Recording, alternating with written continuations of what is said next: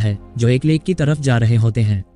Mat उस group को lead कर रहा है क्योंकि वो बचपन में उस लेक पर जा चुका है, लेकिन लड़कियों को शक होने लगता है कि शायद मैट रास्ता भूल गया है। फिर भी शाम होते होते सब फैसला करते हैं कि अब यहीं रुक जाते हैं और आगे का रास्ता कल तय करेंगे। जल्द थोड़ी मेहनत से 3 टेंट्स लगाए जाते हैं, हर कपल के लिए एक टेंट, और फिर सब थोड़ा आराम करते हैं क्योंकि ये ट्रिप फाइनल एग्जाम्स के बाद रिलैक्स करने के लिए थी।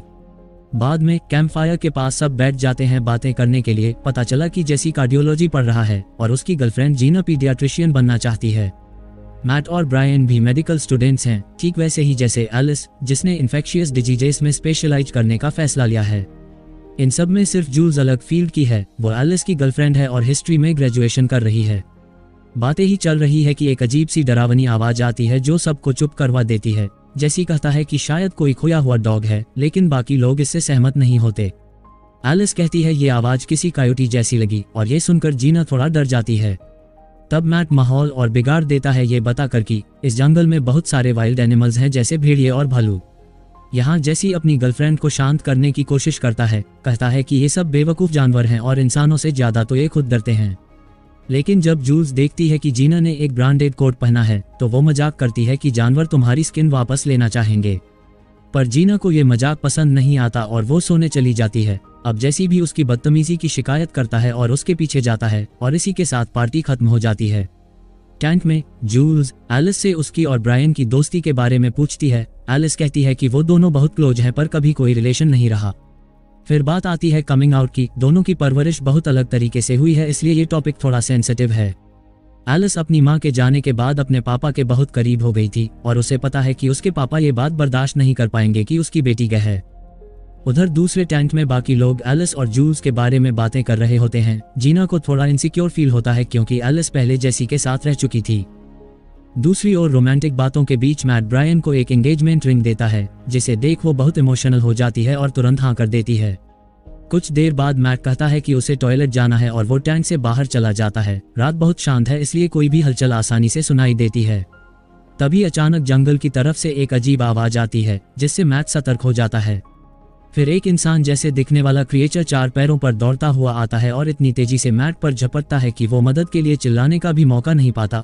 वो जानवर उसे जमीन पर गिरा देता है और उसके पेट की अंतड़ियां बाहर निकाल देता है। ब्रायन उस समय अंगूठी देख रही होती है, लेकिन जब मैट काफी देर तक नहीं लौटता तो वो एक लैंप लेकर उसे ढूंढने निकलती है। कैंपसाइट से थोड़ी दूरी पर वो एक बहुत ही भयानक नजारा देखती है। एक मॉन्स्टर किसी इंसान की बॉडी के टुकड़े खा रहा होता है। जब वो गौर से देखती है तो समझ जाती है कि ये मैट की बॉडी है। उसका खून जम जाता है जब वो देखती है कि वो क्रिएचर अब उसे भी देख रहा है।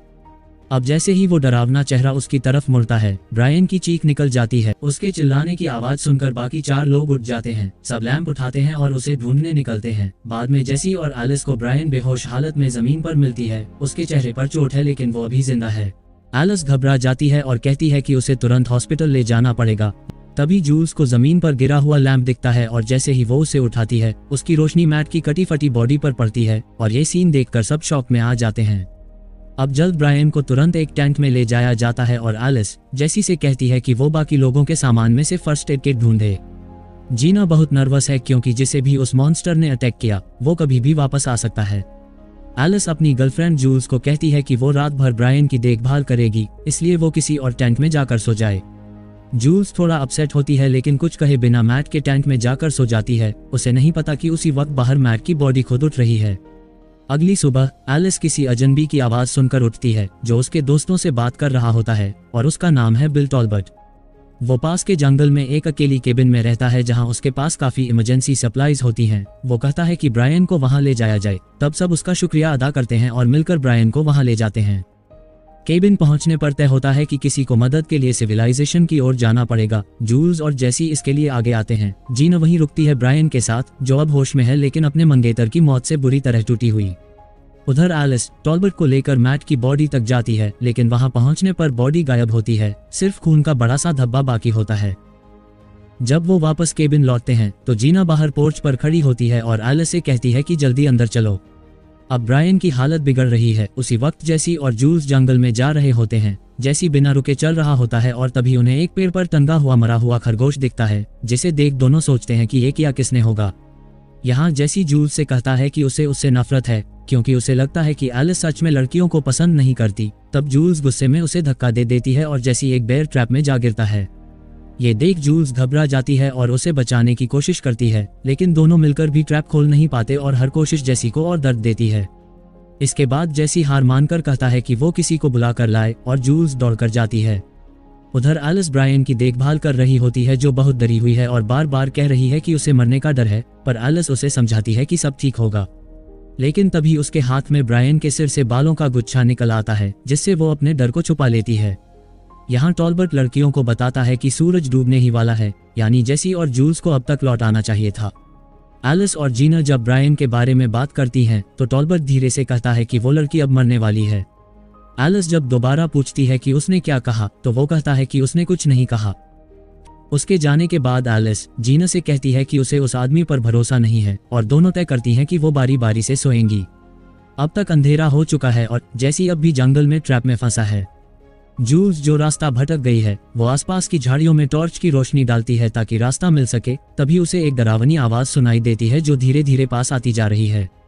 तब वो एक पेड़ के पीछे छिप जाती है, लेकिन जब वो झांकती है तो देखती है वही क्रिएचर जो मैट और ब्रायन पर हमला कर चुका है। वो जमीन पर झुका हुआ बस कुछ ही दूर खड़ा है। क्रिएचर को उसकी मौजूदगी का एहसास हो चुका होता है। वो जूल्स के बहुत पास आता है और इधर उधर सूंघता है जैसे किसी शिकार को ढूंढ रहा हो। इधर एलिस कुर्सी पर झपकी ले रही होती है, तभी उसे दरवाजे पर किसी के कदमों की आवाज सुनाई देती है। वो टाइम पर उठती है और गन लेकर चुपचाप कमरे की ओर जाती है। वह वहां देखती है कि टॉलबर्ट उसके दोस्त के पास खड़ा है, हाथ में एक सिरिंज है। टॉलबर्ट कहता है कि ये सिर्फ एंटीबायोटिक्स हैं, लेकिन एलिस को यकीन नहीं होता और वो उसे पीछे हटने को कहती है। कुछ सेकंड की झिझक के बाद टॉलबर्ट कहता है कि उसके पास कोई चॉइस नहीं है और वो सिरिंज लेकर ब्रायन की गर्दन की ओर बढ़ता है। तभी एलिस ट्रिगर दबा देती है और गोली टॉलबर्ट को हल्की छूती है जिससे वो बेहोश हो जाता है, पर गोली की आवाज से जीना भी जाग जाती है। जंगल में जूल्स उस क्रिएचर के दूर जाने का इंतजार करती है और फिर वहां से भाग जाती है। इधर एलिस और जीना बेहोश टॉलबर्ट की चोट पर पट्टी कर रहे होते हैं, तभी बाहर से अजीब सी आवाजें आने लगती हैं। अब एलिस गुस्से में आकर बाहर चेक करने निकलती है क्योंकि जीना किसी भी सिचुएशन में सही डिसीजन नहीं ले पाती। वो जैसे ही दरवाजा खोलती है, क्रिएचर केबिन से करीब 100 मीटर की दूरी पर होता है और उसी वक्त टॉलबर्ट होश में आ जाता है। टॉलबर्ट बताता है कि ब्रायन एक लाइलाज वायरस से इन्फेक्टेड हो चुकी है और जल्दी ही वो किसी इंसान जैसी चीज नहीं रहेगी। फिर वो चिल्लाकर जीना से कहता है कि वो तुरंत जाकर अपनी दोस्त को गोली मार दे, वरना सभी के लिए बहुत देर हो जाएगी। तब घबराकर जीना गलती से गोली चला देती है, लेकिन गोली जाकर लिविंग रूम के बुकशेल्फ में लगती है और इसी अफरा तफरी का फायदा उठाकर टॉलबर्ट वहां से भाग निकलता है और बाहर पोर्च पर एलिस से टकरा जाता है। यहाँ जीना उसे सब कुछ बता देती है जो टॉलबर्ट ने कहा, लेकिन एलिस ज्यादा ध्यान नहीं देती और कहती है कि वो पागल है। तभी उसे फर्श के एक हिस्से में कुछ अजीब लगता है और वहां कारपेट हटाकर एक बड़ा सा छिपा हुआ ट्रैप डोर मिल जाता है। जीना डरती है नीचे जाने से, इसलिए वो उसके पीछे चली जाती है। नीचे तहखाने में उन्हें एक कोने में हथकड़ी लगी चारपाई और टेबल पर कुछ बहुत तेज ट्रैंक्विलाइजर की बोतलें मिलती हैं। एलिस कहती है कि टॉलबर्ट ने शायद किसी को लंबे वक्त तक यहाँ बंद रखा था। तभी कोई ऊपर दरवाजा पीटता है और एलिस को याद आता है कि जीना गन नीचे नहीं लाए। वो जल्दी से ऊपर जाकर हथियार उठा लेती है और पूछती है कौन है, लेकिन जूल्स की आवाज सुनते ही दरवाजा खोल देती है। तब जूल्स रोते हुए उसे गले लगाती है और जेसी के साथ हुए हादसे के बारे में बताने लगती है। उधर जेसी अभी भी जंगल में दर्द से तड़प रहा होता है। तभी वही क्रिएचर उसके पास आकर गुर्राने लगता है। जब वो बहुत पास आता है तो जेसी पहचान लेता है कि वो मैट है, लेकिन मैट अब उस पर हमला कर देता है और उसे नोचकर खाने लगता है। अगली सुबह एलिस और जूल्स जेसी को ढूंढने निकलते हैं, जबकि जीना ब्रायन के साथ केबिन में रुकती है। उधर एलिस को जेसी की बॉडी मिलती है और वो बताती है कि उसमें अभी भी थोड़ी सी धड़कन है, यानी वो टेक्निकली जिंदा है। तब वो टॉलबर्ट के केबिन से चुराए गए टूल से ट्रैप खोलती है और दोनों उसे उठाकर ले चलती हैं, पर रास्ते में जूल्स थकाकर थोड़ा रुकने के लिए कहती है। ब्रेक के बाद दोनों जेसी को केबिन तक वापस लाती हैं और जीना उसे देखकर घबरा जाती है। एलिस बताती है कि उसके हिसाब से ये किसी जानवर के काटने से फैलने वाला वायरस है और ब्रायन और जेसी दोनों को हॉस्पिटल ले जाना जरूरी है। अब अंधेरा होने वाला है, इसलिए वो अगली सुबह ही निकल पाएंगे और फिर से तय होता है कि सब बारी बारी से पहरा देंगे। लेकिन बाद में जूल्स खुद भी कुछ देर बाद सो जाती है। तभी कोई घुसपैठिया उसके हाथ से गन निकाल लेता है और एलिस के माथे पर तान देता है, पर उसी वक्त बेडरूम में जेसी की आंखें अचानक खुल जाती हैं।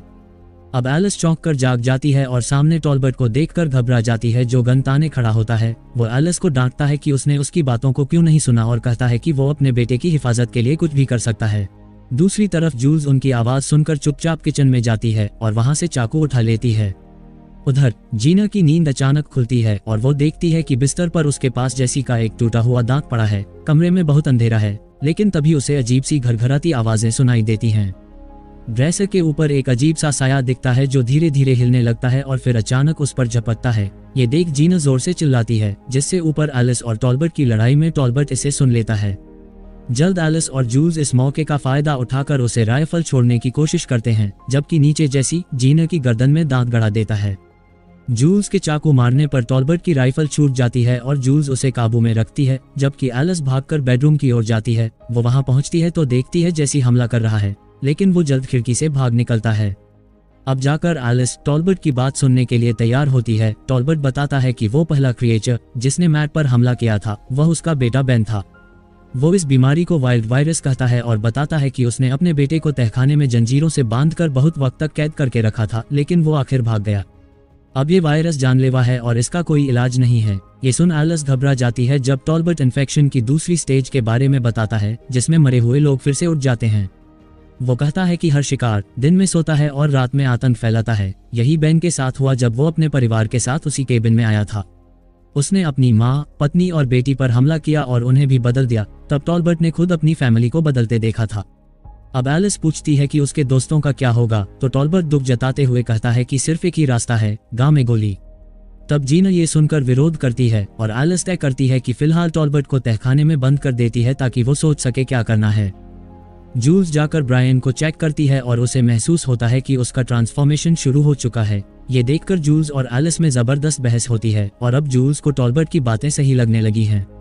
लेकिन एलिस अभी भी अपनी दोस्त को बचाने की उम्मीद नहीं छोड़ती, इसलिए वो ब्रायन को भी तहखाने में ले जाते हैं और टॉलबर्ट से मदद करवाते हैं और ब्रायन को उसी चारपाई से बांधते हैं। पर इस प्रोसेस में जीना के चेहरे पर एक खरोंच लग जाती है। एलिस जूल्स को ऊपर भेजती है कुछ सामान लाने के लिए। जूल्स जब चीजें इकट्ठा कर रही होती है तभी केबिन की खिड़की के पास एक क्रिएचर उसे छुपकर देख रहा होता है, लेकिन उसे पता नहीं चलता और वो वापस तहखाने में चली जाती है। एलिस जीना की चोटों पर पट्टी करती है और फिर दोनों मिलकर टॉलबर्ट को बहुत मजबूती से बांध देते हैं। तभी ऊपर से जोर जोर की खटखटाहट की आवाज आती है और टॉलबर्ट कहता है वो आ गए हैं। जल्द एलिस हथियार लेकर ऊपर जाती है और सारे कमरे चेक करती है। उसे दरवाजे में एक छेद मिलता है। जूल्स नीचे पहरा देती है, जबकि टॉलबर्ट उसे भड़काने की कोशिश करता है। फिर वो कहता है कि जीना में भी बदलाव शुरू हो चुका है और उसे काबू में करने के लिए जूल्स को उसे बेहोश करना चाहिए।